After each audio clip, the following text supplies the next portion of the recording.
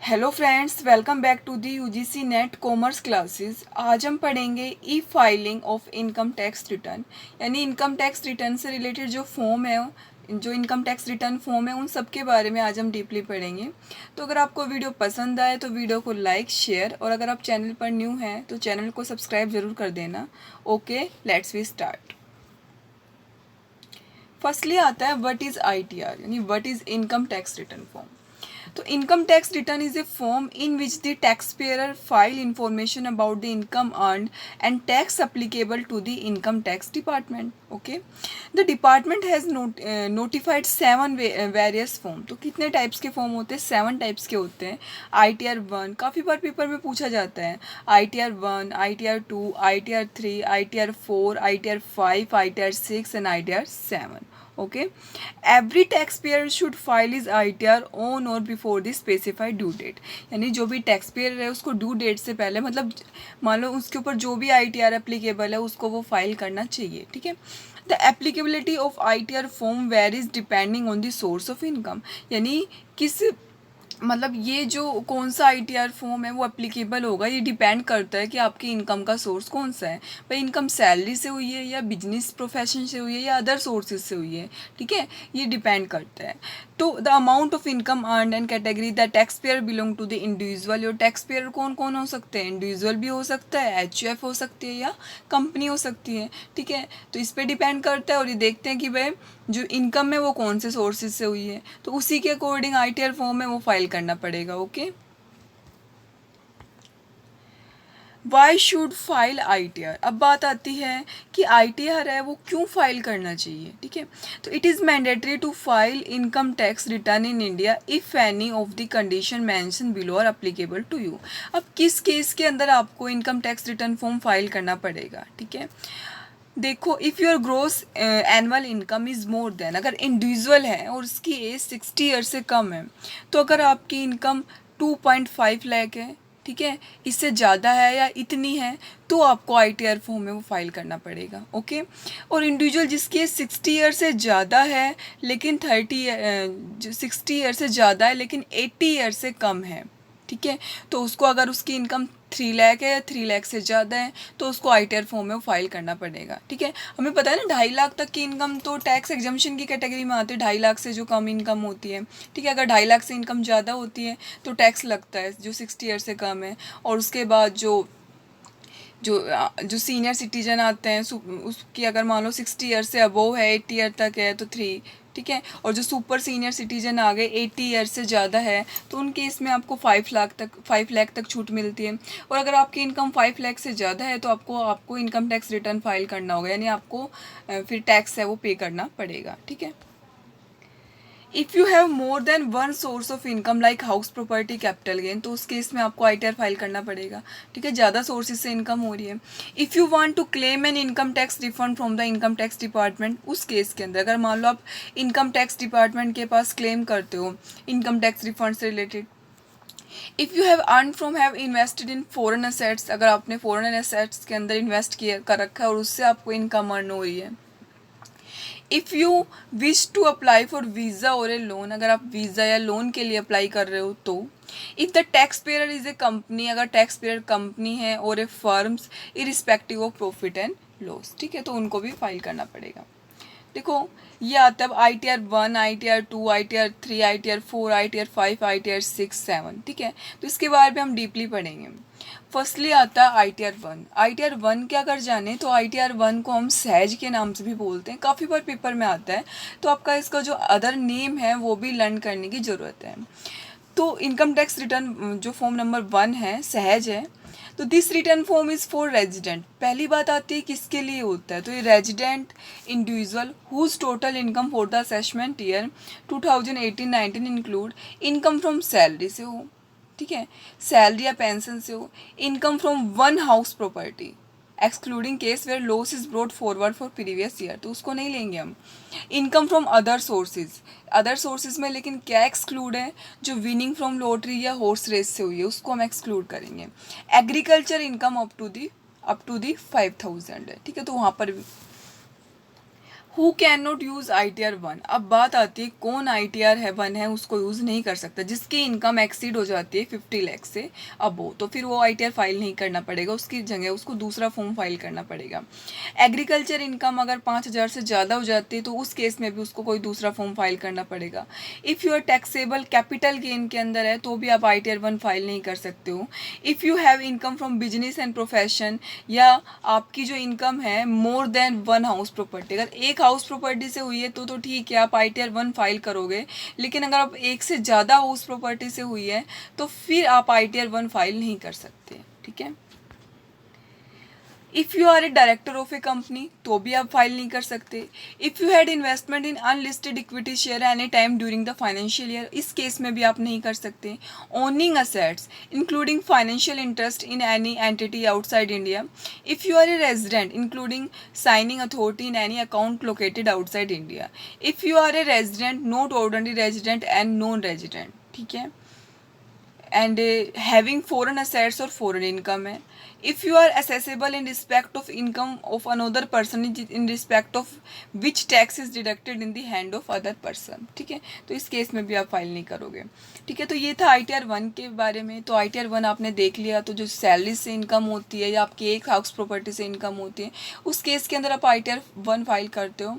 और अगर आपकी एग्रीकल्चर से इनकम 5,000 तक है तो आप ITR 1 फाइल करते हो। लेकिन अगर आपकी टोटल इनकम एक्सीड हो जाती है 50,000 से 50 लाख से ज़्यादा तो आप ITR 1 फाइल नहीं करोगे, उसकी जगह हम ITR 2 फाइल करते हैं, जो इसके अंदर हम डीपली पढ़ेंगे।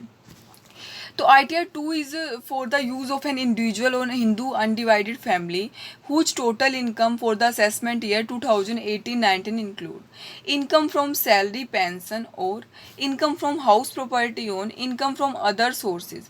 अब देखो उसमें एक्सक्लूड था विनिंग फ्रॉम लॉटरी या हॉर्स रेस से, लेकिन इसमें क्या है इंक्लूड है। यानी इन सारे केसों के अंदर अगर आपकी इनकम टोटल इनकम है वो 50 लाख से ज़्यादा हो जाती है, देखो वहाँ पर तो था 50 लाख तक है तब आप ITR 1 फाइल करते थे। तो इन सब केसों के अंदर अगर आपकी इनकम 50 लाख से ज़्यादा हो जाती है तो आप ITR 2 फाइल करोगे। If you are individual director in a company, ठीक है, वहाँ पर जो मतलब जो एग्जम्पशन थी जहाँ पर वो फाइल नहीं कर सकता था, अब वो किस में फाइल करेगा, वो ITR 2 में फाइल करेगा। डायरेक्टर है तो ITR 2 फाइल करोगे। If you had investment in unlisted equity share any time during the financial year, वहाँ पर ITR 1 फाइल नहीं कर सकता था, यहाँ पर वो ITR 2 फाइल करेगा। Begin a resident not ordinary resident and non resident, income from capital gain से है तो ITR 2 फाइल करेंगे। फॉरेन असेट से इनकम है तो ITR 2 फाइल करेंगे। एग्रीकल्चर से इनकम अगर आपकी 5,000 से ज़्यादा हो जाती तो आप ITR 2 फाइल करोगे। Further, in case where the income of another person, like one spouse's child, is to be clubbed with the income of assessors, this return form can be used where such income falls in above category. Who cannot use the return form? अब बात आती है कौन ITR 2 का use नहीं कर सकता। The return form should not be used by the individual whose total income 2018-19 include from business and profession। यानी अगर आपकी इनकम बिजनेस और प्रोफेशन से होती है तो आप ITR 2 फाइल नहीं कर सकते हो। ठीक है। For declaring these types of income you may have to use ITR 3 और ITR 4 है। तो अगर आपकी बिजनेस और प्रोफेशनल इनकम है तो फिर आप ITR 2 फाइल नहीं करोगे। उस केस के अंदर या तो आपको ITR 3 या ITR 4 वो कंडीशन दे दी जाएगी, उसके अकॉर्डिंग आपको फिर वो फाइल करना पड़ेगा। उसके बाद आता है ITR 3।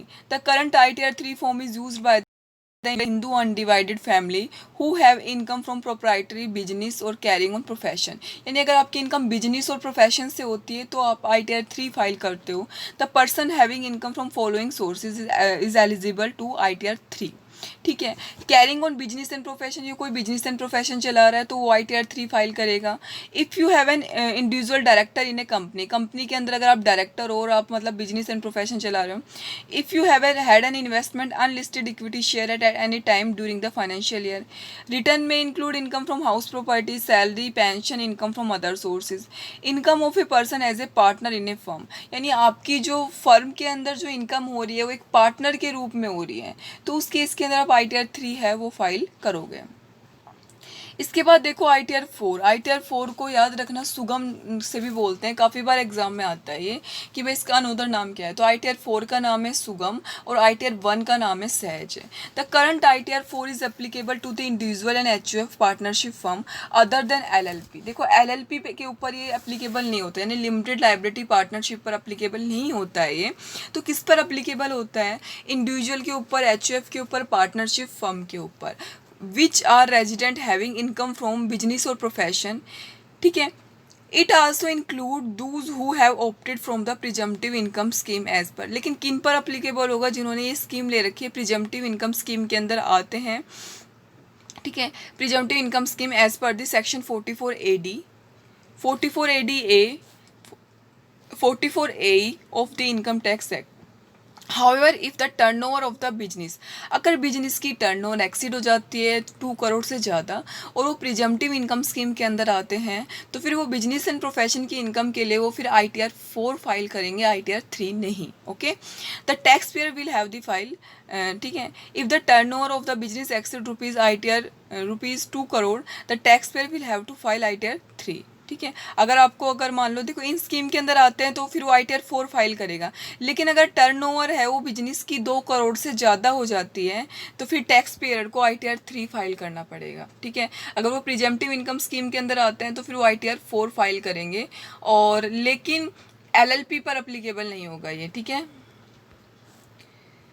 Who can not use ITR 4? अब आई-टी-आर 4 का यूज़ कौन नहीं कर सकते? If your total income is exceed rupees 50 lakh तो आप यूज़ नहीं करोगे। Having income more than 1 house property तो आप आई-टी-आर 4 का यूज़ नहीं करोगे। If you have brought forward losses, अगर आपका ब्रॉड फॉरवर्ड लॉसेज है, कैरी फॉरवर्ड लॉसेज है किसी भी इनकम की हेड के अंदर, तो आप आई-टी-आर 4 फाइल नहीं कर सकते। ओइंग एनी फॉरेन असेट्स अगर आपने ले रखी है, तो हमने इन सब के बारे में पढ़ लिया था, इन सब के केस में हम आई-टी-आर 2 फाइल करते हैं। If you have signing authority in any account located outside India, तो इस केस में भी हम आई-टी-आर 2 फाइल करते हैं। Having income from any sources outside India, if you are director in a company, इसमें भी हमने पढ़ा था कि आई-टी-आर, इस केस में आप आई-टी-आर 2 फाइल करते हैं।